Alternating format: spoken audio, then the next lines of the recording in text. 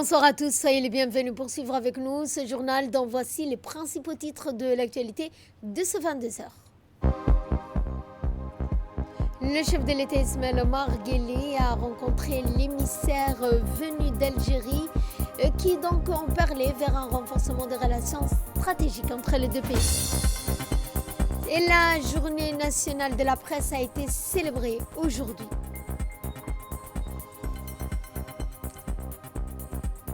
Dans l'actualité internationale, l'organisation internationale Human Rights Watch accuse Israël d'actes de génocide. C'est ce que nous verrons en fin de journée. Bonsoir à tous, c'était les titres. Place au développement. Le chef de l'État Ismaël Omar Guelleh a reçu aujourd'hui en fin de matinée au Palais de la République l'émissaire venu d'Algérie, donc émissaire spécial de la part de M. Abdelmajid Tebboune. Et ce porteur d'un message écrit, l'émissaire du président algérien n'est d'autre que le ministre de l'Enseignement supérieur et de la Recherche scientifique de ce pays, M. Kamel Badari. Le déplacement de M. Badari à Djibouti et le message dont il est porteur ont tous les deux trait à une demande officielle de l'Algérie requérant l'appui et le soutien de la République de Djibouti dans le cadre de sa candidature de à la vice-présidence de la Commission de l'Union africaine, une élection qui aura lieu en février prochain. L'Algérie a investi son ambassadrice auprès de la République fédérale démocratique d'Éthiopie, Salman Haddadi, pour sa candidature au poste de vice-présidente de l'Union africaine. Rappelons que notre pays brigue aussi lui-même, dans le cadre du renouvellement du bureau exécutif de la Commission de l'Union africaine, le poste le plus élevé, celui de président de la Commission de l'Union africaine. Et à l'issue de sa rencontre avec le chef de l'État Ismaël Omar Guelleh, l'émissaire algérien a déclaré, je le cite, « Eh bien, cette rencontre a été fructueuse au cours de laquelle nous avons discuté de divers aspects des relations entre l'Algérie et Djibouti et ce afin de les renforcer et de les valoriser d'une manière qui profite aux deux peuples et au rôle des deux peuples en Afrique afin que l'Algérie et Djibouti jouent réellement un rôle important dans la promotion des investissements dans les domaines des ressources humaines ainsi que le rôle vital du continent africain. » Je vous le disais dans les titres, la journée nationale de la presse a été célébrée. Aujourd'hui, la République de Djibouti a célébré cette journée sous le thème transition numérique et éthique journalistique. La suite avec Mahi Mohamed. La République de Djibouti a célébré aujourd'hui la journée nationale de la presse au Palais du Peuple sous le thème « Transition numérique et éthique journalistique ». Cet événement, qui s'inscrit dans le cadre de la reconnaissance du rôle essentiel des médias dans notre pays, présidé par le Premier ministre en présence du ministre de la Communication, cette journée a vu la participation de plusieurs membres du gouvernement, du directeur général de différents organes de la presse de notre pays, dont le directeur général de la RTD, M. Aden Abdijamah, de représentants des ambassades de pays amis à Djibouti, de représentants de la presse audiovisuelle écrite du pays, dont de nombreux journalistes de la presse. Le thème choisi cette année, transition numérique et éthique journalistique, met en lumière le défi et les responsabilités qui incombent aux journalistes dans un paysage médiatique de plus en plus numérique. Les discussions ont porté sur l'importance d'intégrer le principe éthique dans le journalisme d'aujourd'hui, notamment la vérification de faits, la protection des sources et la lutte contre la désinformation. Plusieurs interventions ont également marqué cette journée importante à plus d'un titre, comme celle de la présidente par intérim de la Commission nationale de la communication, du ministre de la Communication et enfin du Premier ministre. La journée nationale de la presse est une occasion de célébrer les acquis et de réfléchir aux voies d'amélioration pour offrir une information de qualité au service de la population djiboutienne. Pour cette 5e édition de la Journée nationale de la presse, la CNC se réjouit de partager avec la communauté médiatique cette Journée nationale de la presse et de témoigner en soi de son succès. Nous remercions le ministre de la Communication de nous y associer comme il le fait chaque année. Instituée par le président de la République, la Journée nationale de la presse rend un hommage appuyé à un acteur vital de la vie publique nationale, un partenaire incontournable de la consolidation des acquis démocratiques de notre pays. Mesdames et messieurs, L'information numérique est aujourd'hui à la page, elle n'est pas à la marge. Une évidence que les décideurs des pays doivent intégrer dans leur programme politique. La question qui se pose aujourd'hui, ce n'est pas de savoir quel sera l'avenir de la communication numérique. Ce n'est pas non plus de savoir comment les médias conventionnels régressent partout au profit du numérique. L'enjeu de notre époque, mesdames et messieurs, c'est de tirer profit de l'outil numérique pour que notre société dispose d'une information de qualité, c'est-à-dire une information plurielle, mais aussi une information objective. Dans son intervention, le ministre de la Communication n'a pas manqué de rappeler le rôle important des médias, mais aussi l'importance que revêt cette journée. Cette journée qui marque une étape importante dans l'histoire de notre paysage médiatique est l'occasion pour nous de rendre hommage à l'engagement des journalistes, des rédacteurs et des professionnels des médias dans leur mission essentielle de servir l'information et la vérité. Je tiens à exprimer ma sincère gratitude à son Excellence, Monsieur le Premier ministre, pour son soutien indéfectible au développement de notre secteur médiatique. Je remercie également tous les invités présents ici aujourd'hui, dont la participation témoigne de l'importance de la presse dans notre vie démocratique. Votre présence honore cette journée et nous encourage à aller de l'avant. Le thème de cette année, transition numérique et éthique journalistique, prend une résonance particulière dans un monde où le numérique transforme rapidement les pratiques médiatiques. Il redéfinit les contours de l'information, permettant sa diffusion à une échelle mondiale et instantanée, tout en exigeant de chacun d'entre nous un plus grand sens de responsabilité. La transition numérique présente à la fois des opportunités exceptionnelles et des défis de taille. Elle offre une plateforme sans précédent pour une circulation plus libre et plus rapide de l'information, mais elle impose également de nouvelles exigences en matière de véracité et de responsabilité. En tant qu'acteurs du secteur, il nous revient de préserver les principes fondamentaux du journalisme: véracité, objectivité et responsabilité. Le numérique ne doit en aucun cas être un prétexte pour sacrifier ses valeurs au profit de la rapidité et du sensationnel. Dans un contexte de mutations rapides, le gouvernement a un rôle primordial à jouer. Nous devons créer un environnement propice à l'innovation tout en veillant à préserver l'intégrité de l'information.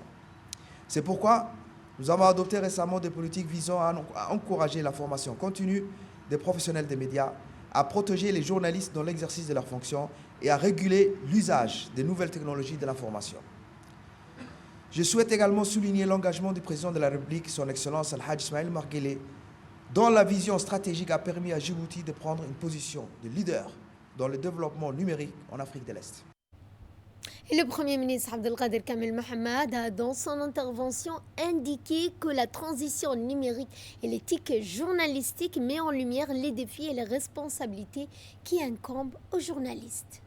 Que serait le monde si il n'y avait pas des gens qui se sacrifient pour faire sortir l'information des ténèbres vers la lumière? C'est cela le rôle des journalistes, que ce soit écrit, de la presse écrite ou de l'audiovisuel. C'est avec ces mots que je voulais ouvrir donc ce discours. C'est un honneur que je prends la parole aujourd'hui à l'occasion de la 5e édition de la Journée nationale de la presse. Cet événement est devenu un rendez-vous incontournable pour réaffirmer notre engagement envers une presse libre, responsable et innovante. Le thème de cette année, transition numérique et éthique journalistique, est au cœur des transformations profondes qui redéfinissent le journalisme et la société tout entière. Le numérique offre des outils extraordinaires pour diffuser plus rapidement de l'information, connecter les communautés, et amplifier les voix. Cependant, il soulève également des questions cruciales sur l'éthique, la responsabilité et la confiance. Nous observons également que le secteur des médias, qui était déjà en pleine mutation, est désormais confronté à d'innombrables chaos informationnels en ligne, notamment la désinformation, les complots, les discours de haine, qui non seulement sapent la cohésion sociale, mais remettent également en cause le fondement de l'État de droit. C'est pourquoi le rôle des journalistes est crucial. C'est grâce à leur travail, leur courage, leur persévérance que nous comprenons ce qui se passe réellement dans différentes parties du monde et parfois au péril de leur vie. Ensemble, nous pouvons relever ces défis. Ensemble, nous pouvons saisir de ces opportunités pour que le journalisme, dans sa noble mission d'éclairer les publics, continue à prospérer. Et je vous remercie. Et à l'issue de cette cérémonie, le directeur général de la RTD, M.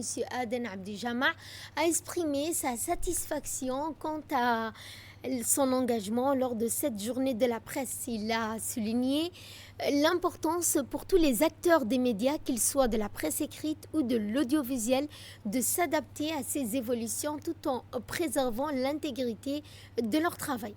Il a également profité de cette occasion pour rendre un hommage poignant aux journalistes palestiniens qui ont perdu la vie en transmettant la vérité. Ces journalistes ont tout sacrifié leur vie pour partager avec le monde les réalités tragiques du peuple palestinien. Il a insisté également sur le fait qu'à travers les différentes interventions, un message clair a émergé. Nul ne doit perdre de vue l'éthique professionnelle dans cette ère de progrès technologique. Pour lui, le défi réside dans l'utilisation des nouvelles technologies tout en respectant les principes fondamentaux du journalisme. Cette journée a ainsi été une véritable réflexion sur les responsabilités et les défis que doit relever la profession à l'heure actuelle. war hufan oo ku salaysan xaqiiqada isla markaana ka fog waxyaabaha dhibaato u geysanaya midnimada bulshadeena, nabadda, dhaqanka suuban iyo horumarka ay bulshadeenu hiigsanayso. Et cette signature dans le cadre de la coopération des Nations Unies pour le développement durable marque une étape essentielle pour la coopération entre le système des Nations Unies et le gouvernement djiboutien pour les 6 prochaines années. Cet accord historique a été paraphé par le ministre des Affaires étrangères de la coopération internationale, Mahmoud Ali Youssouf, et le coordinateur des systèmes des Nations Unies à Djibouti. Il met l'accent sur l'intégration des ODD dans les politiques nationales et les actions de développement à travers un partenariat renforcé. Ce document stratégique représente la réponse conjointe des agents du Fonds, du programme et d'autres entités du système des Nations Unies pour répondre aux enjeux de développement social, environnemental et économique.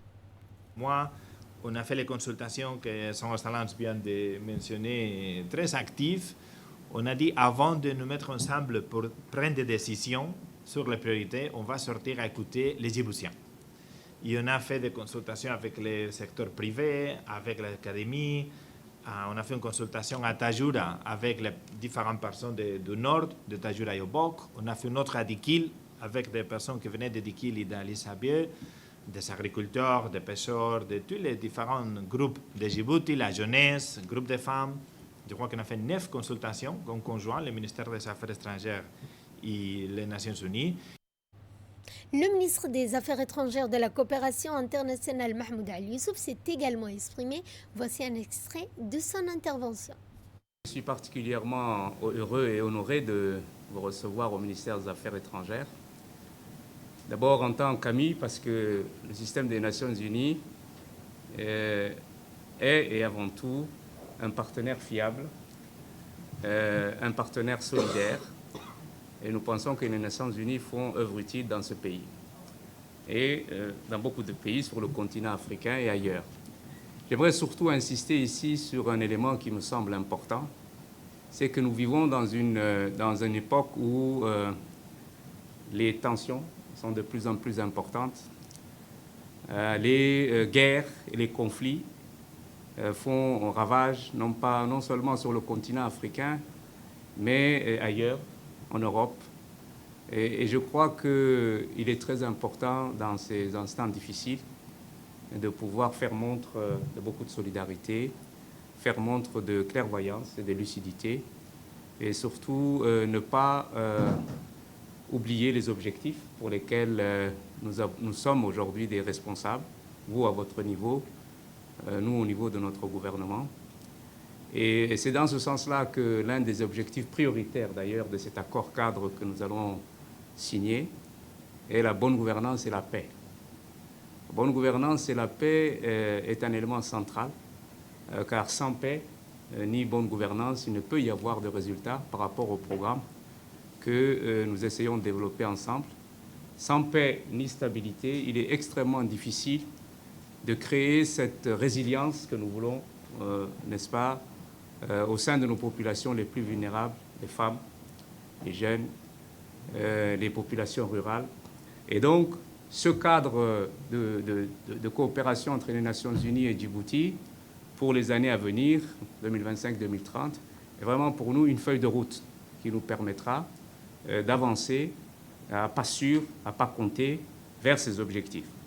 Je pense qu'à ce stade, après nos remerciements, il est très important de souligner également la cohésion ou l'approche cohérente que nous devons avoir par rapport aux autres partenaires.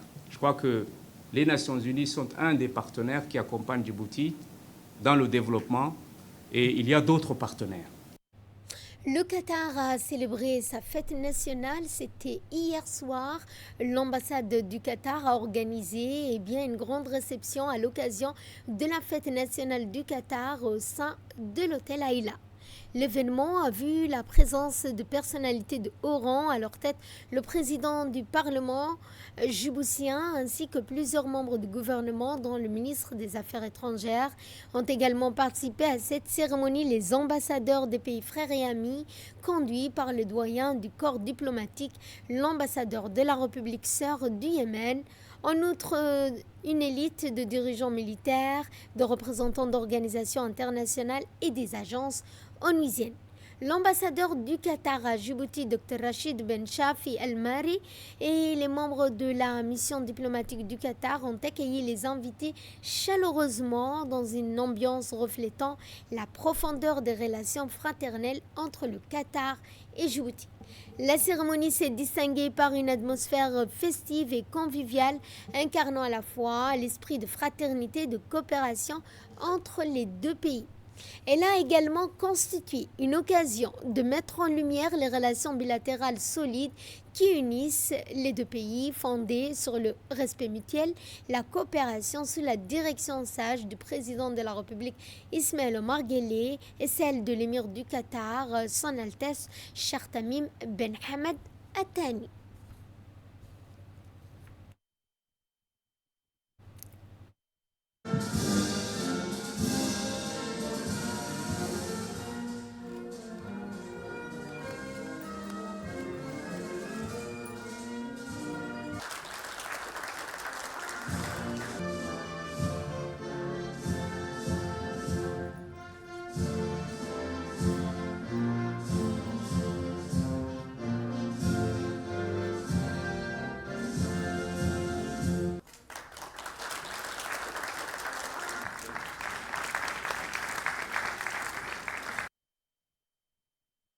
Et à cette occasion, l'ambassadeur du Qatar à Djibouti, Dr Rachid Ben Shafi El-Mari, a remercié les participants et a souligné dans son discours la profondeur des relations bilatérales entre le Qatar et Djibouti.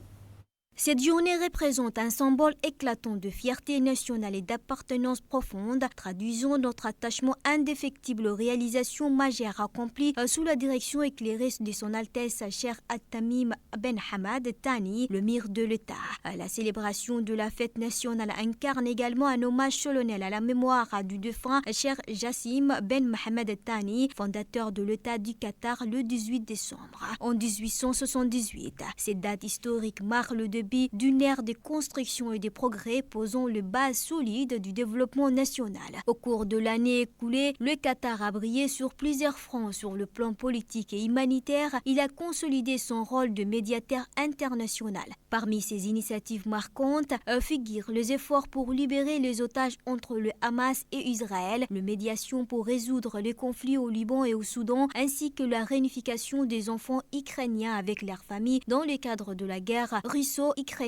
Au niveau économique, le Qatar a poursuivi son essor, se hissant à de rangs avancés dans le rapport des compétitivités mondiales de 2024, témoignant de la solidité et de la durabilité de son économie en pleine transformation. Les relations entre le Qatar et la République de Djibouti ont atteint de nouveaux sommets grâce à des visites mutuelles et à des projets de développement. La visite du Premier ministre Abdelkader Kamil Mohamed du 14 au 16 septembre 2024 a marqué un moment fort de cette coopération, récit par son Altesse Cheikh Tamim Ben Hamad Thani. Cette rencontre a renforcé les liens politiques et économiques entre les deux pays. Sur le plan humanitaire, le Qatar a réalisé des projets visant à améliorer les conditions de vie en République de Djibouti. Ces initiatives incluent des programmes médicaux pour renforcer le système de santé et des forages de puits pour fournir de l'eau potable dans les régions d'El Isabieh et de Tajoura, répondant aux besoins essentiels des populations locales. Ces réalisations exemplaires inspirent un avenir marqué par une coopération bilatérale encore plus étroite entre le Qatar et Djibouti. Dans l'esprit de directive de son Altesse Cheikh Tamim Ben Hamad Thani et de son Excellence Ismaïl Oumar Guelleh, ensemble, les deux nations s'engagent à œuvrer pour la paix, la sécurité internationale et le bien-être commun de leur peuple.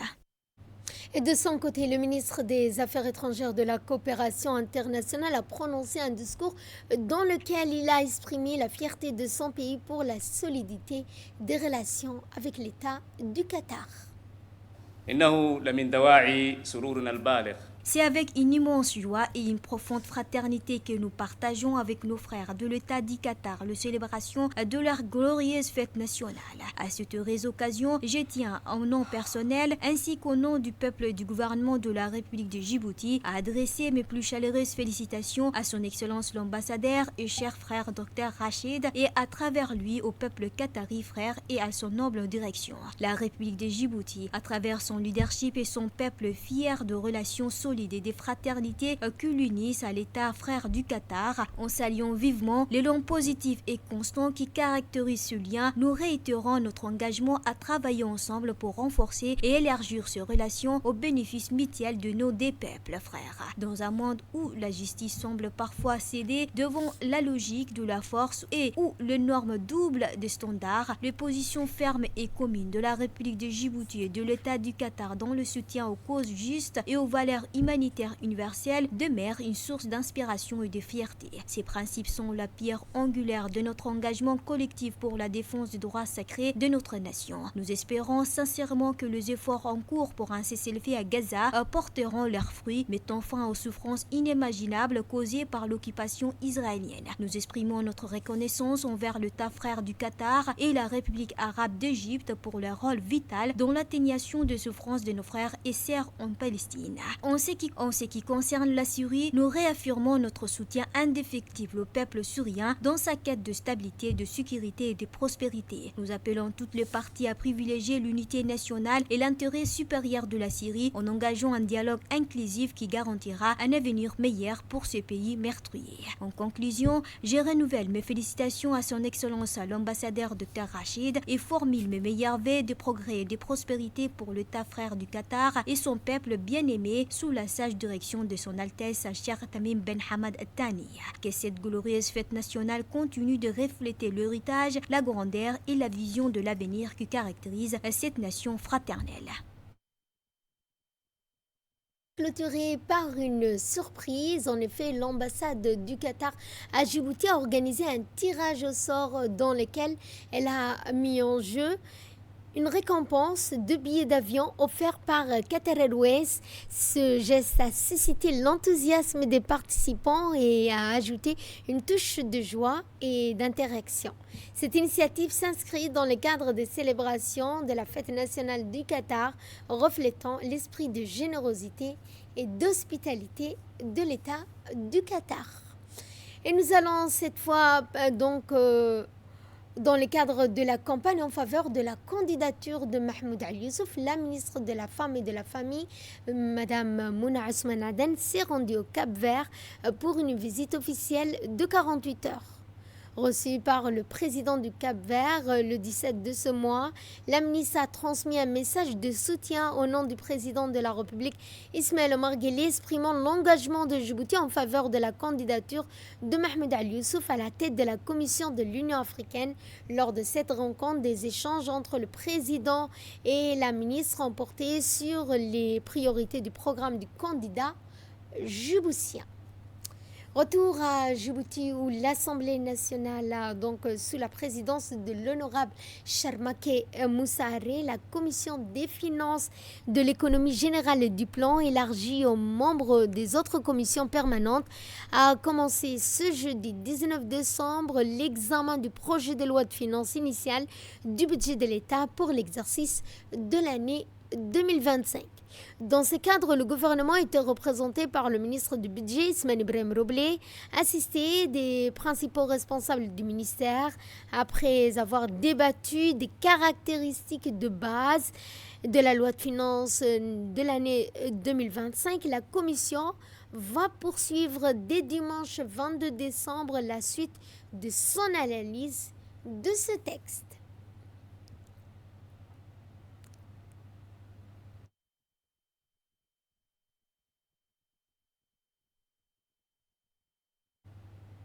La procureure générale près de la cour d'appel, Madame la Miss Mohamed Saïd, a présidé une cérémonie conjointe de clôture des stages internationaux.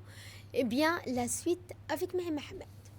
La procureure générale près de la cour d'appel a présidé une cérémonie conjointe des clôtures des stages internationaux du directeur d'enquête de techniciens en identification qui s'est déroulé à l'école internationale des perfectionnements à la pratique de la police judiciaire. Cet événement riche en couleurs avait entre autres la participation de son Excellence Madame l'ambassadrice de France à Djibouti, Monsieur le procureur de la République, Madame la présidente de la cour d'appel, du préfet de la région d'Arta, Monsieur le président de la Commission nationale des droits de l'homme, Madame la représentante de l'UNFD, du commandant de la garde-côte, le colonel représentant le directeur général de la police nationale, du représentant du directeur général de la sécurité nationale, de l'attaché de sécurité intérieure de l'ambassade turque à Djibouti, du commandant de la mission de carabiniers italien, ainsi que plusieurs officiers supérieurs. Intervenant en premier, les deux présidents de des promotions ont insisté sur la qualité des formations récits et sur leur complémentarité tout en saluant les efforts mis par les autorités djiboutiennes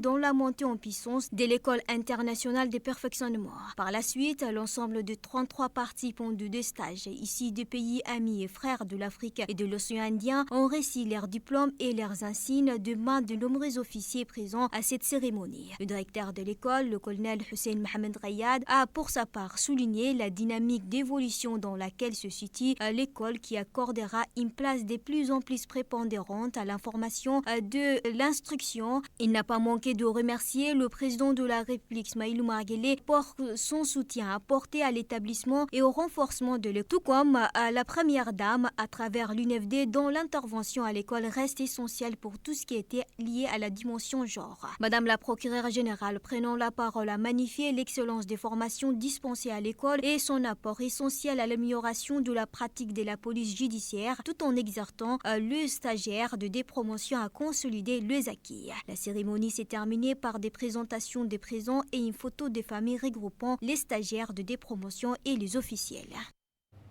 Entamant la série des interventions, les deux présidents des deux promotions ont insisté sur la qualité des formations et sur leur complémentarité, tout en saluant les efforts des autorités djiboutiennes. C'est avec fierté et gratitude que je m'adresse à vous aujourd'hui en tant que président de cette promotion. Notre stage au module de directeur d'enquête marque une étape déterminante dans nos parcours. Une étape qui exige à chacun rigueur, persévérance et passion. Nous avons ensemble relevé des défis exigeants. Les enseignements théoriques et les exercices pratiques nous ont permis d'acquérir les outils nécessaires pour mener des enquêtes avec méthode et professionnalisme.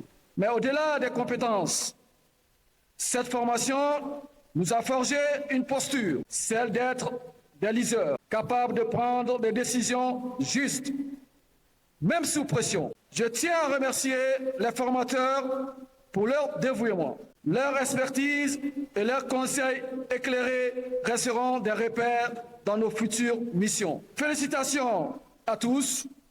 Nous sommes prêts à faire la différence. Je vous remercie.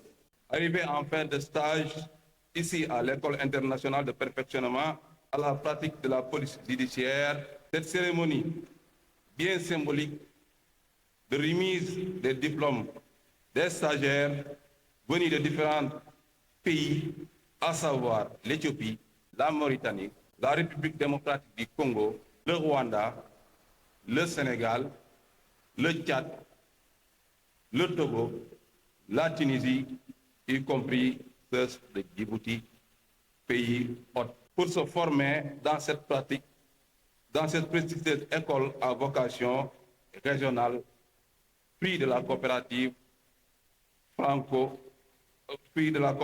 française et de la République djiboutienne. Avant tout propos, je voudrais bien rendre grâce à Allah le Tout-Puissant, qui a permis aux autorités internationales des moyens tant que matériels que financiers à notre faveur pour la mise à jour de nos connaissances et le bon déroulement de cette formation.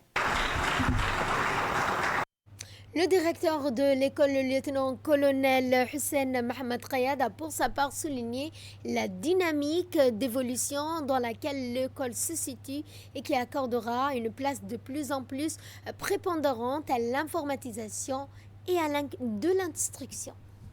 Ce matin, nous sommes réunis pour célébrer ce heureux événement qui marque la fin de 2 stages, l'un de directeur d'enquête et l'autre de technicien en identification criminelle. Vous savez que dans le monde aujourd'hui, il n'y a pas une enquête qui se passe sans l'appui ou l'expertise des techniciens en identification criminelle. En 2025, l'EI3PJ adoptera une nouvelle stratégie qui est celle de la pédagogie inversée, c'est-à-dire que les stagiaires venant du continent africain et des pays de l'océan Indien arrivent sur le sol djiboutien, ils recevront des tablettes numériques où tous les contenus, les modules seront insérés. Et le formateur, par la suite, va changer de posture et va se concentrer plus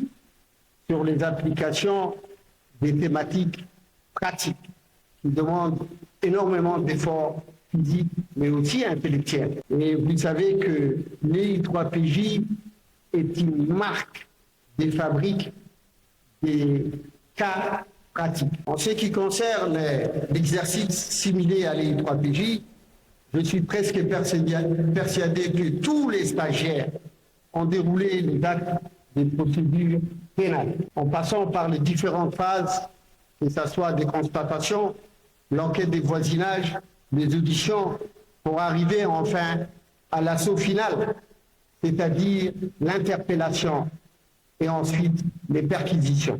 Au nom du chef d'état-major de la gendarmerie nationale, je voudrais ici placer quelques remerciements pour dire un grand merci au président de la République pour son soutien, mais aussi d'accueillir sur le sol djiboutien les stagiaires des pays frères et amis du continent africain, mais aussi de doter sa confiance à notre institution, à la création de ce pôle d'excellence en police judiciaire et en criminalistique. J'exprime également mes sincères remerciements à la Première Dame, présidente de l'Union nationale des femmes djiboutiennes, représentée ici par Madame Saharla, pour la mise à disposition des expertes de cette organisation lors de nombreuses interventions réalisées au profit des stagiaires de l'EI3PJ. Cela permet de contribuer à la lutte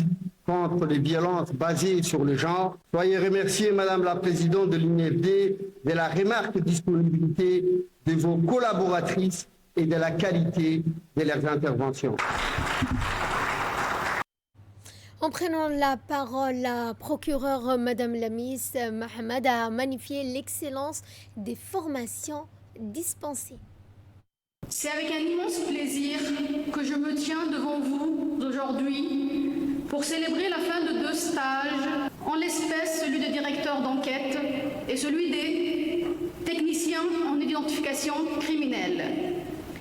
Je serai assez brève puisque le colonel, directeur de l'école, a longuement présenté le contenu des 2 stages. Tout d'abord, je voudrais rendre hommage au chef d'état-major de la gendarmerie nationale pour ses efforts quotidiens en faisant de cette école un centre d'excellence. Sans oublier le directeur de l'école ainsi que les formateurs qui ne ménagent aucun effort pour la réussite de tous les stages. Merci à vous.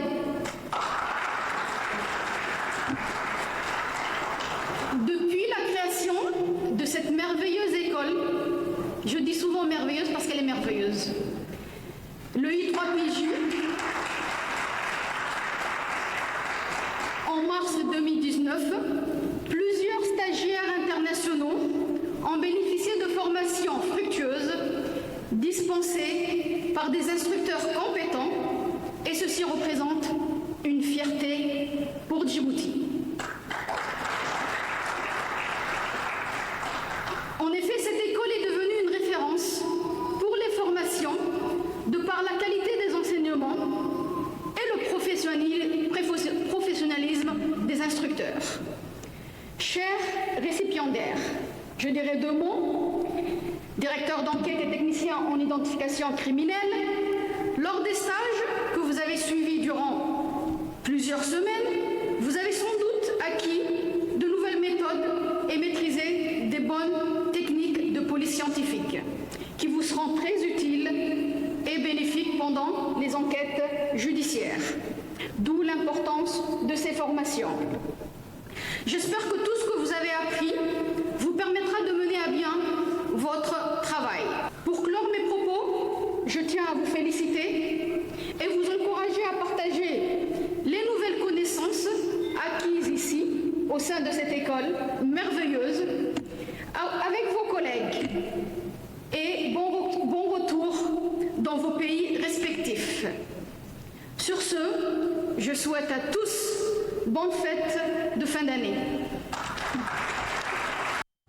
Et nous allons à Médého, cette fois dans la région d'Obok, dans le cadre de réalisation des microfinances exécutées dans les régions grâce à un partenariat entre le gouvernement et le PNUD pour l'amélioration de la production du miel a été effective à Médého, dans le secteur de Mabla, dans la région d'Obok. Explication. Dernière étape de la tournée des localités ayant bénéficié du programme de microfinancement du Fonds mondial pour l'environnement chapeauté à Djibouti par le PNUD, la localité de Médého dans la région d'Obok. En effet, l'association pour la promotion de l'artisanat de Médého, qui a eu la charge de mener à bien le projet, a réalisé l'achat et la distribution de ruches, d'enfumoirs, de combinaisons et d'extracteurs de miel, la formation des femmes aux techniques apicoles et l'appui technique pour la production et la commercialisation du miel. Des résultats fort probants ont été obtenus grâce à cela, comme la diversification des sources de revenus pour les femmes bénéficiaires et le développement d'une filière apicole locale. Enfin, grâce à ce programme de microfinancement du Fonds pour l'environnement mondial, le projet à Médého a établi les bases solides pour l'autonomisation économique des femmes dans le domaine de l'apiculture. Les compétences acquises par les bénéficiaires peuvent être partagées, créant une dynamique et un effet multiplicateur au sein de la communauté. Voici le miel que nous travaillons ici à Merdehou. Il est vrai que nous avons reçu beaucoup d'aide et de soutien de la part du chef de l'État et de son gouvernement à travers le PNUD qui nous ont épaulés tout au long de ce projet jusqu'à sa mise en œuvre. Les responsables et les habitants de Merdehou y ont également mis du sien pour la concrétisation de ces périmètres apicoles ô combien gratifiants. Auparavant, nous travaillions le miel et les ruches des abeilles étaient à l'air libre dans les montagnes. Mais nous avons eu quelques soucis de vol et cette situation ne pouvait plus continuer. Aujourd'hui, grâce aux différents projets mis en place par le gouvernement et à son soutien indéfectible, les ruches, les abeilles et le miel se portent à merveille et nous souhaitons augmenter la commercialisation de ce produit.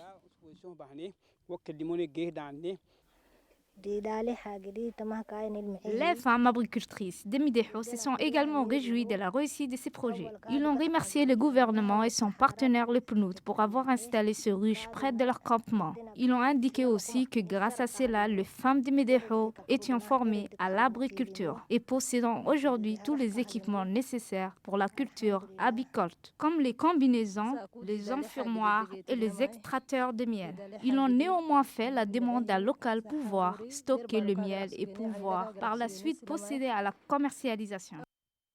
En ce qui concerne la prochaine phase de microfinancement, celle se fera en collaboration avec le ministère de l'Environnement pour les associations, sera lancée au début de l'année 2025 avec l'ambition de continuer de soutenir de nouvelles initiatives locales en faveur d'un développement durable et inclusif.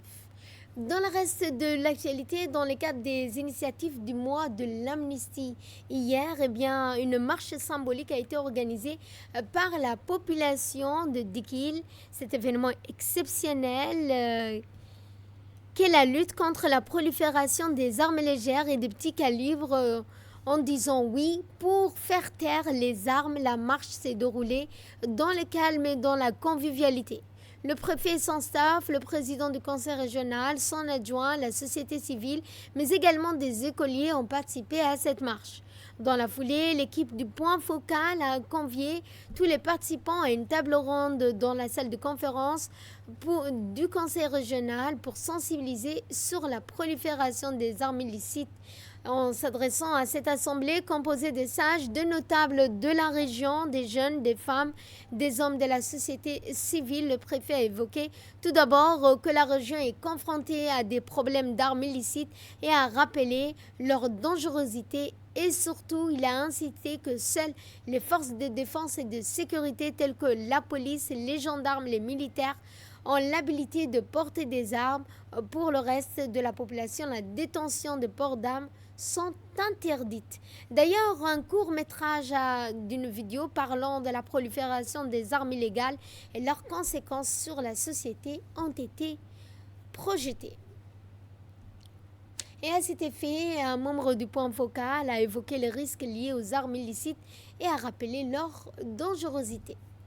Dans un premier temps, je tiens à remercier les préfets et son staff, les présidents du conseil régional et son staff, la population de Dikil pour leur accueil et l'hospitalité et le bon déroulement de la marche qui s'est passée ce matin. Nous sommes ici depuis hier. Nous avons discuté avec les préfets et le président du conseil régional des problèmes, des défis qui posent le problème des proliférations des armes légères. Comme vous le savez, Djibouti, alhamdoulilah, n'est pas un pays de production, n'est pas un pays d'exportation, n'est pas un pays juste de transit est possible. C'est un pays qui est position stratégique. Nous avons une frontière terrestre avec des pays voisins. Nous avons une façade maritime avec le Yémen. Donc l'introduction des armes est facile. Pourquoi? Parce que nos frontières sont poreuses. C'est la porosité des frontières qui permet l'accès de l'introduction de ces armes illicites. C'est pour ça que nous sommes ici, pour sensibiliser la population de la dangerosité de ces armes, de la population. Et nous ferons tout le possible pour travailler ensemble et améliorer cette situation pour l'intérêt de notre pays. Je vous remercie. Dans l'actualité internationale, il y a ce rapport de Human Rights Watch, aujourd'hui publié, un rapport de 200 pages qui accuse Israël d'actes génocidaires. L'organisation internationale estime dans son rapport que l'État hébreu commet des actes de génocide en restreignant l'accès à l'eau pour les Palestiniens de Gaza depuis le début de la guerre, il y a de cela plus d'un an. Les autorités israéliennes ont délibérément créé des conditions de vie visant à causer la destruction d'une partie de la population de Gaza en privant intentionnellement les civils palestiniens de l'enclave d'un accès adéquat à l'eau, ce qui a probablement causé la mort de milliers de personnes. Et c'est ainsi que se referme ce journal. Merci de votre fidélité. Merci également à la régie. Excellente soirée à toutes et à tous.